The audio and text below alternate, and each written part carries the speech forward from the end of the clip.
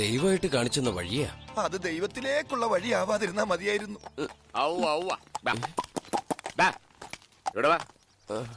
നീ കുതിര പുറത്ത് പോയാ മതി. കുതിര ഓടിക്കാൻ എനിക്ക് നല്ല തെരിയല്ലേ? പിടി ചിന്ന രാജ മാതിരി.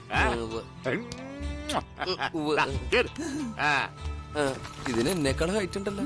ഇതിന്റെ പുറത്ത് എങ്ങനെ കേറും? അപ്പൊ നിനക്ക് കുതിര സവാരി അറിയാന്ന് പറഞ്ഞു? കുതിരക്ക് സവാരി അറിയാലോ, നമുക്കറിയില്ലെങ്കിലും. ദൈവമേ, നിന്റെ അടുത്തേക്ക് ഞങ്ങൾ ഇതാ കുതിരപ്പുറത്ത് ഏറി വരുന്നു. നീ എന്താ കുതിരപ്പുറത്തിരുന്ന് ഹോൺ അടിക്കണ? കുതിരോട് പോവാൻ പറഞ്ഞതാ. നിന്റെ തലയിൽ എന്താ കറിച്ചിട്ടിയാ? ആയിരുന്നു. ഇപ്പൊ ഇത് ഹെൽമെറ്റാ, വീണാ തലക്കൊന്നും പറ്റില്ലല്ലോ. ഓ, രണ്ടും കളിമണ്ണുകൊണ്ട് ഉണ്ടാക്കിയതാണല്ലോ. ഇതെന്താ പുല്ലിന്റെ പുറകെ പോണത്? പുല്ലിന്റെ പുറകെയല്ല, പെണ്ണിന്റെ പുറകെയാണ്. വളക്ക് വളക്ക്. ഇനി ആ പെണ്ണിനെ വളച്ചിട്ടാണ് അടിയിട്ടാൻ. പെണ്ണിനെ വളക്കാനല്ല, കുതിരനെ വളക്കാൻ. ഓ, ഇതെന്താടാ ഇന്ത്യക്കാര് വിട്ട് ഉപഗ്രഹം പോലെ ഒരു അനുസരണ ഇല്ലാതെ നടക്കണത്? അപ്പൊ നിലത്ത് വീഴുന്ന ഉറപ്പായല്ലേ? മുറുക്കെ പിടിച്ചോ. ആരോടാ? എന്നോട് ഞാൻ തന്നെ പറഞ്ഞതാ. ദേ പോണു.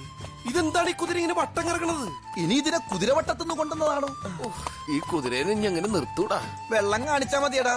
വെള്ളം കണ്ട കുതിര നിക്കൂ? കേട്ടിട്ടില്ലേ, ഓടും കുതിര, ചാടും കുതിര, വെള്ളം കണ്ടാ നിക്കും കുതിരാന്ന്. എങ്ങനെ? വീഴ്ത്തല്ലേ വീഴ്ത്തല്ലേ. നീയോ ചാവാൻ നടക്കണ്, എന്നെ കൂടി കൊലക്കൊടുക്കണ എന്തിനാ? നീ എന്റെ പാർട്ട്ണർ അല്ലടാ. ദേവി, ഇങ്ങനെ ഒരു പാർട്ട്ണറെ വേറെ ആർക്കും കൊടുക്കല്ലേ. ഇല്ല, ആർക്കും കൊടുക്കില്ല. നിനക്ക് തന്നെ ആരാട്ടാ?